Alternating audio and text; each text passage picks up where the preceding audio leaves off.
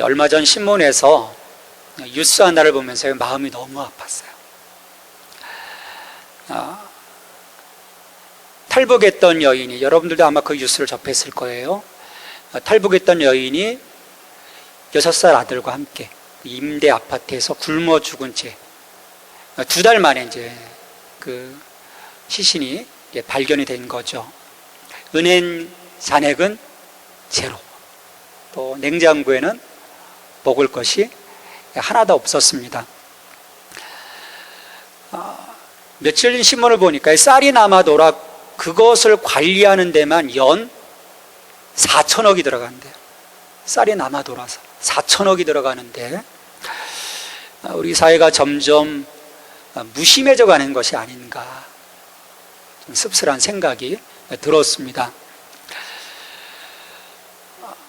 자, 우리나라에서는 그래도 굶어 죽는 일이 실은 좀 흔한 일은 아니에요. 어떤 그 사각지대에서 이제 그런 일들이 종종 일어나는데, 저쪽 아프리카 쪽으로 넘어가면 심각합니다. 전 세계적으로 기아로 죽는 인원이 몇 명인지 아십니까, 여러분? 엄청난 숫자예요. 600만 명이에요. 그리고 그 중에 2세 이하의 영유아가 500만 명이 매년 굶어 죽습니다. 이게 우리가 먹을 수 있다는 것이요, 감사할 따름인 거예요. 자, 굶어서 죽는 일, 참 억울하죠. 한쪽에서는 풍요로운데. 근데 또 아이러니컬한 것은 너무 잘 먹어서 또 사람들이 죽는 일들이 생기는 거예요. 너무 잘 먹어서, 질병 때문에. 우리나라만 하더라도 육식과 인스턴트 중심의 식생활 어떤 그 패턴으로 좀 바뀌면서요, 대장암도 늘었고 각종 암들이 많이 늘어났습니다. 또 이런 그 잘못된 식생활의 습관 때문에 이제 뭐 당뇨, 또 심장질환, 고혈압, 혈관질환, 이런 것들이 우리 생명을 위협을 하죠. 그러다 보니까 전 세계적으로 실은 굶어 죽는 사람보다 너무 잘 먹어서 질병으로 죽는 사람들의 수가 더 많은 거예요. 굶어서 죽고 또 잘 먹어서 죽고. 우리가 오늘 무엇을 먹는가, 또 어떻게 먹는가, 참 중요하지 않은가 생각을 해봅니다. 근데 더 안타까운 것은요, 점점 세계가 영적으로 굶주려 죽어가고 있다는 거예요. 기독교의 영성이 죽어가고 있습니다. 그것은요, 우리 기독교 세계가 분별해서 먹지 못했기 때문이에요. 먹어야 할 것들을 먹어야 되는데 먹지 말아야 할 것들을 너무 섭취한 결과라는 거죠. 계몽주의 이후에 자유주의 신학이 출현을 합니다. 그러면서요, 유럽 사회가, 특히 유럽 사회에서 자유주의 신학이 출현하면서 이성적이고 합리적인 영역의 날 것들을 먹기 시작을 해요. 어떤 그 인본주의와 인문주의의 어떤 그런 그 학문적인 그 영향들을 통해서 날 것들을 먹습니다. 그래서 유럽 교회가 실은 초토화되고 말죠. 요즘은 우리 한국 교회 상황을 보아도 마찬가지입니다. 그런 상황들이 서서히 지금 그 한국 기독교 이 세계 속으로 이렇게 스며들어오고 있고요. 또 그런 영향들이 사람들에게 흘러가고 있어요.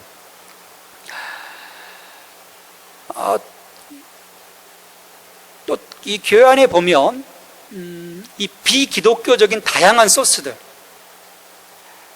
우리가 좀 먹어야 될 것들보다는 다른 세상에 좀 그 비기독교적인 다양한 소스들을 이제 교회에서 막 사용을 하기 시작합니다. 그러면서 점점 더 이 교회가 교회로서의 갖춰야 할 신령한 영성을 잃어가는 거예요.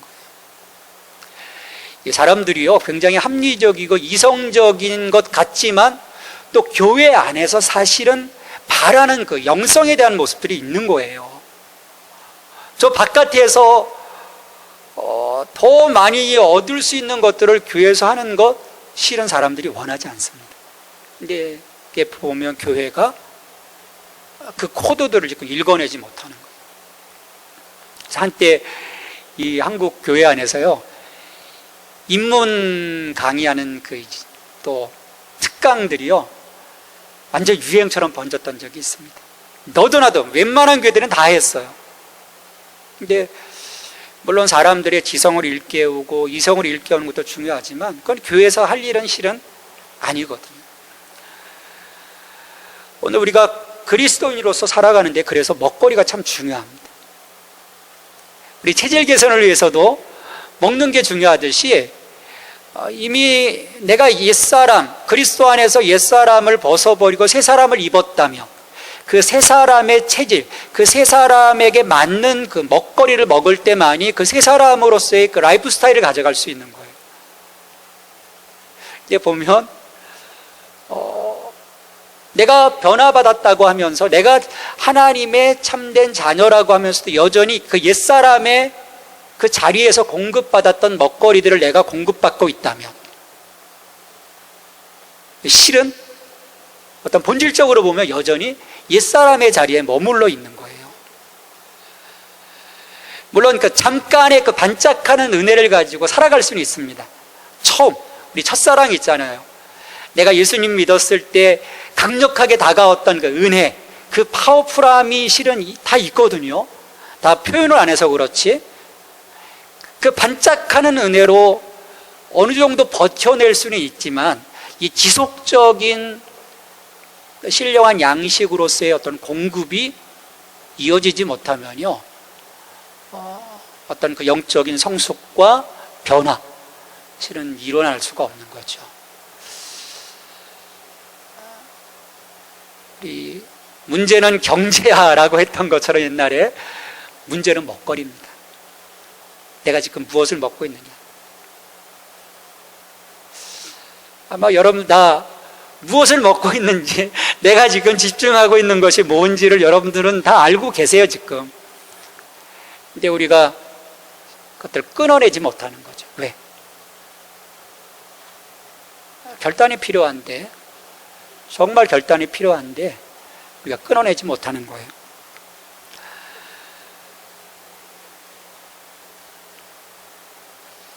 우리가 새로운 어떤 그 맛있는 것을 맛보면 여러분 어떻습니까? 막 저는 행복해요. 저희 그 장모님이요, 지금 이제 알츠하이머를 앓고 계시잖아요. 저희가 가서 그 맛있는 그 케이크를 한번 사가진 적이 있었어요. 탁 드시더니 갑자기 우와 하시는 거예요. 감정적 표현을 잘 안 하시는데 그 새로운 신세계를 맛본 거죠. 우리 신앙 안에서 그런 맛봄이 없으면요, 우리가 어떻게 매주일 이렇게 예배를 드릴 수 있겠습니까? 잘못하면 이게 루틴하게 지지부진해지면요, 정말 짜증나는 일 가운데 하나인 거예요, 예배가. 왜? 더 다른 먹거리들, 더 화려한 것들이 많은데 여기에서, 그래서 우리가 좀 기대하는 새로운 그 매일매일의, 매주일 우리가 예배를 드리는 그 순간순간에 내게 주시는 그 영적인 그 맛봄이 사실은 있을 때 이 자리가 기다려지는 거죠. 여러분에게 그런 그 하나님의 그 채우심, 새로운 그 영적인 맛을 느끼는 그 행복함, 즐거움이 있게 되기를 주님의 이름으로 축원합니다. 오늘도 우리가 요한복음을 계속해서 읽어가고 있는데 주님은 그런 마음이신 거예요. 너희들이 지금 이전까지 가져왔던 그 먹거리들, 그것들을 이제 좀 내려놓고 참된 양식을 너희들이 먹어라라는 거예요. 참된 양식. 그래서 자신을 이제 생명의 떡이라고 지금 말씀하시잖아요. 내가 생명의 떡이다, 내가 하늘에서 내려왔다, 그렇게 말씀하시면서 유대인들에게는 그 굉장한 기억이 있는 거예요. 출애굽할 때 40여 년간 하늘에서 내려주셨던 그 만나에 대한 위대한 기억이 있어요. 그리고 그들의 전승 속에서 앞으로 오실 그 선지자, 그 메시아도 그와 같이 동일한 만나에 대한 기적을 자신들에게 베풀어 줄 거에 대한 기대를 유대인들은 갖고 있었어요. 근데 예수님은요, 그들의 기대가 헛된 거라고 하는 것을 말씀해 주시는 거예요. 그게 너희들의 진정한 양식이 아니다. 그러면서 오늘 말씀에서 보면 그 만나와 또 살아있는 떡이신 예수님을 비교를 합니다. 근데 예수님의 이 비교에서 가장 큰 차이는 뭐냐면 죽음과 생명이라는 거예요. 죽음과 생명. 만나를 먹는 사람들 결국 다 광야에서 죽었다라고 말씀하세요. 근데 반면에 하늘에서 내려온 생명의 떡이신 예수님을 먹으면, 물론 육체적으로는 죽죠. 수명을 다하면 죽습니다. 그렇지만 그것으로 끝나는 것이 아니라 부활하신 그리스도와 함께 그 죽음을 넘어 영원히 살게 될 것이라고 오늘 말씀하시는 거죠. 여러분, 둘 다 하늘에서 내려왔어요. 우리 출애굽기 14장에 보면 양식은 하늘로부터 오는 것입니다. 그러니까 공급자가 하나님이신 거죠. 그래서 만나도 하나님께서 내려주셨고 또 예수님도 하늘에서 내려오셨어요. 근데 여기에는 어떤 동질감보다는 굉장한 차이가 있어요. 만나는 하루가 지나면 어떻게 됩니까? 쟁겨놨어. 오늘 내일 아침에 또 더 풀로 먹어야지. 쟁겨놨어. 어떻게 되죠? 썩어 벌레가 들끓습니다. 이제 반면에 예수님은 살아있는 떡이라고 얘기하세요. 살아있는 리빙 브레드라고 얘기하고 있는 거예요. 살아있는.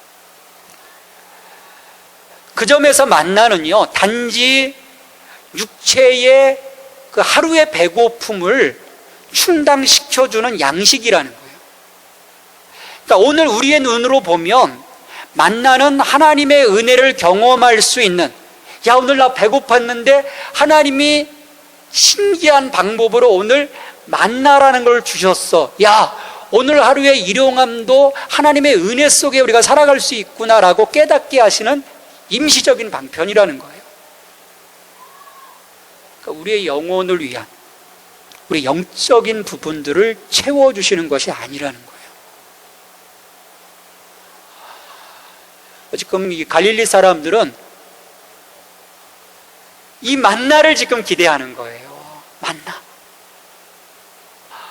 언제나 눈을 떠도 쌓여있는 만나. 그치지 않는 만나. 그래서 예수님한테도 그 떡을 우리에게 주십시오라고 얘기하고 있는 거예요. 그러니까 예수님이 그리는 것과 이 사람들이 그리는 것, 오늘날도 마찬가지예요. 우리가 그리는 그 기대와 하나님의 그 기대에 실은 엄청난 갭이 있는 거죠. 오늘 많은 크리스찬들이요, 영적으로 특히 어떤 영성의 부분에 있어서 풍요해지지 않는 이유가 여기에 있습니다. 일용할 양식, 즉 하나님 주시는 이 땅의 만나에만 모든 관심이 집중되어 있기 때문이 아닌가 생각을 해요. 우리가 하나님의 은혜를 사모하면서도요, 결국 은혜의 어떤 본질로 들어가서 보면 이 만나의 문제인 거예요. 여기에 집중이 되어 있어요. 만나를 먹고 무리와 반석에 물을 먹는 것이 우리의 믿음의 목표처럼 되어버렸어요. 기도하는 거죠. 하나님, 오늘도 일용할 양식을 내려주시옵소서. 하나님, 목마르지 않게 저 무리와 반석을 깨뜨려 주셔서 생수가 콸콸콸콸 넘치게 해주세요. 이게 우리의 믿음의 목표가 되어버린 거예요. 여러분, 그래서 만나가 없으면, 무리와 반석에 물이 없으면 우리 믿음은 더 이상 유효하지 않게 됩니다. 이게 우리의 어려움인 거예요. 하지만 예수님은 이와 같은 그 한시적인 육식의 양식을 넘어서 사람들이 영원한 생명을 누릴 수 있도록 만드시는 그 새로운 양식, 그 양식을 먹도록 선포하시면서 사람들을 초청하시는 거죠. 야, 내가 생명의 떡이다. 나를 좀 먹어라. 그럼 너희가 영생할 거야 라고 말씀하시는 거예요. 만나를 먹은 자들 다 죽었어. 나를 좀 먹어봐. 내가 생명의 떡이야. 나도 하늘에서 내려왔어. 나를 먹어봐. 그럼 너희가 살 것이다 라고 말씀하시는 거죠. 재밌는 것은 여기서 예수님이요, 이 떡 비유를 계속 얘기하시면서 영원한 생명을 얻기 위해서는 이 생명의 떡을 먹어야 한다라고 촉구를 하시는 거예요. 먹어야 한다. 나는 하늘에서 내려온 살아있는 떡이니 사람이 이 떡을 먹으면 영생하리라. 내가 줄 떡은 곧 세상의 생명을 위한 내 살이니라. 지금 반복해서 계속 먹고 마셔야 된다라는 그런 말씀을 사용하세요. 먹고 마셔야 된다. 실은 좀 불편한 거예요. 그러니까 유대인들이요, 혼란을 느끼는 거죠. 그래서 52절에 보면 이 사람이 어찌 능히 자기 살을 우리에게 주어 먹게 하겠느냐. 살을 잘라서 어떻게 줄 수 있겠느냐. 또 우리가 이걸 또 어떻게 먹어. 식인종도 아닌데. 혼란이 느껴지는 거예요. 근데 여러분, 출애굽할 때 마지막 10번째 재앙, 장자의 초태생의 죽음에서 하나님이 유월절을 제정해 주세요. 유월절을 제정했을 때 유월절 어린 양을 잡아서 문설주와 임방에 피를 바르게 하시고 그 고기를 어떻게 했습니까? 그 고기를 그 밤에 그 가족들이 다 먹도록 하셨어요. 희생양을 먹도록 하나님이 제정을 해주셨죠. 그리고 레위기에서도 보면 7장에서 보면 화목제물을 드립니다. 화목제물을 하나님께 드리고 그 양을 제사를 드리는 자들이 먹도록, 그리고 제사장들이 먹도록 하셨어요. 이걸 생각하면 좀 쉬워지는 거예요. 그러니까 예수님께서는 먹고 마신다고 하는 이 말씀을 통해서 자신을, 사람들을 살리기 위해서 이 땅에 희생양으로 오신 것을 증거해내시는 거예요. 하나의 어린 양이라고 하는 그 유월절 어린 양 화목제물의 희생제물을 먹는 어떤 그 그림을 통해서 자기 자신의 그 성육신의 그 목적이 무엇인지를 사람들에게 알려주는 거예요. 사람들이 이제 선입견을 가지고 이제 그 순간 그 말씀하심에 대해서 이해를 하지 못했던 거죠. 그렇다면 오늘 우리가 어린 양을 잡아먹던 것도 아닌데, 물론 성찬식을 통해서 이것은 너희를 위한 내 몸이다, 내 피다, 그래서 우리가 성찬식을 하기도 하지만 지금 그 성찬식의 전형을 여기서 말씀하고 계시는 건 아니거든요. 그럼 먹는다는 게 뭘까? 어떻게 우리가 예수님을 먹을 수 있을까? 그건 단순히 음식을 먹는 개념은 아니에요. 우리가 여기서 이제 문자적으로 보면 예수님을 먹는 거, 문자적으로 보는 것이 아니죠. 단순히 음식 먹는 개념이 아니기 때문에 먹는다는 것은요, 온전히 개인적으로 예수님을 받아들이는 것을 의미합니다. 다시 말해서 한 사람이 그리스도를 믿고 그 사람이 예수님을 인격적으로 자기의 그 주님으로 영접하는 그 행동을 이야기하는 거예요. 오늘 말씀에서도 예수님은 이 믿음과 음식을 먹는 것을 연결을 시키세요. 이 47절과 51절, 54절에서 그런 작업들을 하시죠. 그러니까 동일시 하시는 거예요. 믿는 것과 먹는 것, 그걸 동일시 하시는 거죠. 그래서 47절에서 보면 믿는 자는 영생을 가졌나니 라고 말씀을 하셨고요, 51절에서 이 떡을 먹으면 영생할 것이다 라고 말씀하셨어요. 그리고 54절에서는 내 살을 먹고 내 피를 마시는 자는 영생을 가졌고, 이렇게 말씀하심으로써요, 믿음의 행동, 이 행동을 먹고 마시는 것으로 더 구체화시키셨어요.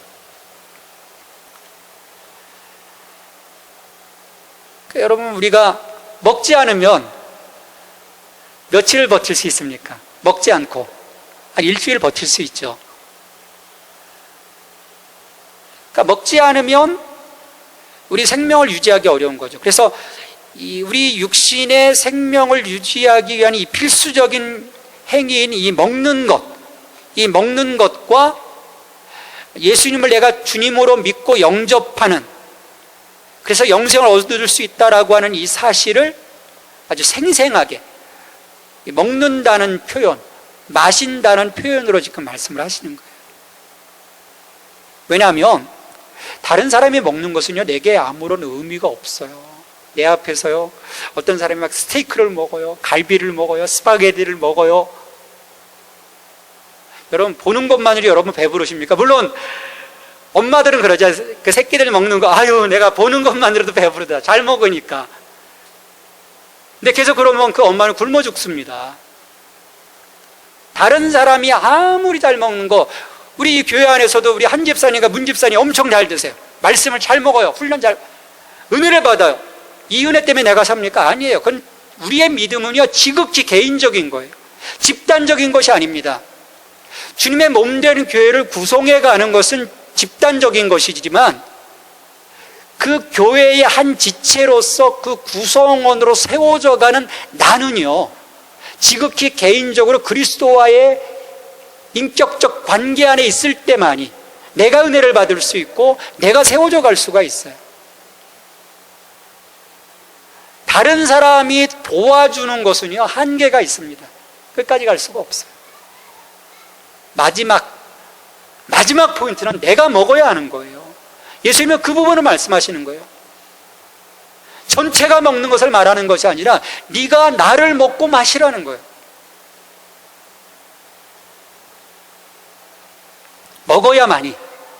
먹어야만이 실질적인 영향을 공급받습니다.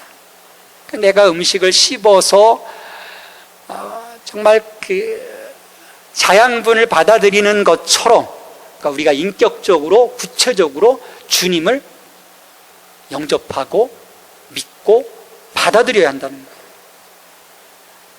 그러니까 생각 속에서 머무는 것을 얘기하는 것이 아닙니다. 삶에서 구체적인 믿음의 행동으로 드러나는 것을 원하시는 거예요. 이제 거기에서부터 그리스도와 성도의 온전한 연합이 이루어집니다. 54절에 56절에서 말씀하시죠. 내 살을 먹고 내 피를 마시는 자는 내 안에 거하고 나도 그의 안에 거하나니. 그러니까 그리스도의 살과 피를 먹는 이 믿음의 행동을 통해서 우리와 예수님의 상호, 거주, 예수님의, 그러니까 나와의 그 연합이 이루어지게 되는 거죠. 여러분, 그래서 우리가 그리스도 안에서요, 거룩한 성도가 되는 거예요. 내가 그리스도 안에 있지 않으면요, 그리스도와 연합하여 있지 않으면요, 나는 아무것도 아닌 거예요. 그래서 우리는 주님에 대해서요, 정말 깊이 묵상하고 또 묵상해야 돼요. 이 성서신학자 아돌프 슈라트는 이렇게 이야기를 했습니다. 그 요한복음의 주석에서 우리가 그의 살과 피를 대해야 할 태도는 그냥 씹고 삼키는 것이 아니라 우리가 그의 십자가에 달리신 몸과 쏟으신 피에서 우리 생명의 근거를 발견하며 우리가 우리의 신앙과 소망을 바로 그 몸과 피에 두고 거기에서 우리의 사고와 의지를 끌어내는 것이다. 여러분, 우리는 예수님이야말로 이 세상 죄를 위한 희생 제물로 하나님 앞에 계시다가 우리에게 보내심을 받으신 분이심을, 그래서 그분이 나의 주님이심을 내가 이성적으로, 내가 지성적으로, 또 나의 인격을 통해서 실제적으로 믿는 그 과정이 우리 가운데 필요하다는 거예요.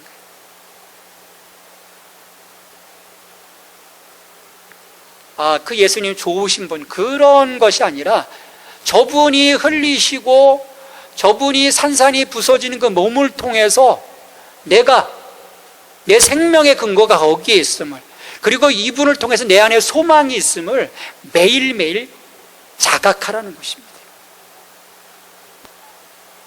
우리가 이렇게 될 때요, 우리가 넘어설 수 있는 거예요. 우리 매일의 생각이 그 광야의 만나와 무리바 반석의 생수에 갇혀 있어 무엇을 먹을까, 무엇을 입을까 염려하는 그런 인생이 아니라 예수님께 집중할 수 있는 거죠. 그래서 예수님을 묵상하고, 그래서 예수님을 내가 누리고, 또 예수님을 향한 우리의 믿음을 더욱 다져가는 것입니다. 이래야 내가 예수로 채워지는 거예요. 그리고 그렇게 내가 예수로 채워졌을 때 그 예수님을 통해서 그 영적인 자양분들을 공급받고요, 내가 그분의 능력으로 살아가는 거예요. 저는 여러분들 예수님을 정말 곱씹어 먹음을 통해서 예수님이 여러분의 힘이 되고, 여러분의 골격이 되고, 여러분의 그 모든 것이 되기를 바라요. 여러분을 통해서 그게 드러날 때, 그 파워풀함이 드러날 때 세상이 감당할 수 없는 정말 믿음의 사람이 되는 것임을 저는 믿습니다. 그때 우리가 하나님께 영광 돌리는, 비리비리한 인생이 아니라 그 강력함을 통해서 내 삶에 있는 그 자리에서 그 하나님의 영광을 위한, 그 하나님의 대행자로서, 하나님의 제사장으로서의 그 삶을 살아낼 때 하나님 기뻐하시는 거죠.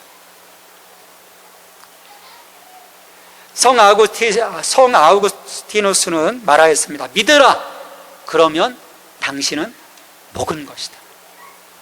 믿으라는 거예요. 그럼 먹은 것입니다. 여러분, 다른 것을 먹으면요, 잘 먹어도 죽습니다. 그래서 주님은 말씀하셨어요. 내 살은 참된 양식이요, 내 피는 참된 음료로다. 우리가 잘 분별하여 먹지 않으면 죽습니다. 우리의 신앙이 죽습니다.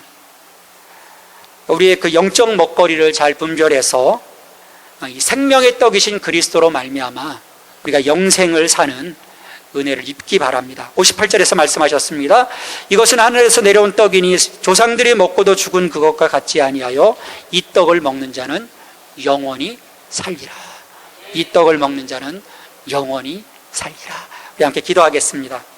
하나님 아버지, 우리에게 참된 양식이신, 참된 음료이신 예수님을 보내주심을 감사드립니다. 우리가 예수 그리스도로 먹고 또 예수 그리스도 안에서 연합함으로써 주님, 이 땅에서 하나님의 나라를 살아갈 수 있는 저희들 되게 하시고, 나의 능력이 아니라 내가 예수 그리스도 안에 예수 그리스도로 채워짐을 통해서 예수님의 능력으로, 예수님의 지혜로, 예수님의 마음으로 살아갈 수 있는 참된 하나님의 자녀가 될 수 있도록 기름 부어 주시옵소서. 예수님의 이름으로 기도하옵나이다. 아멘.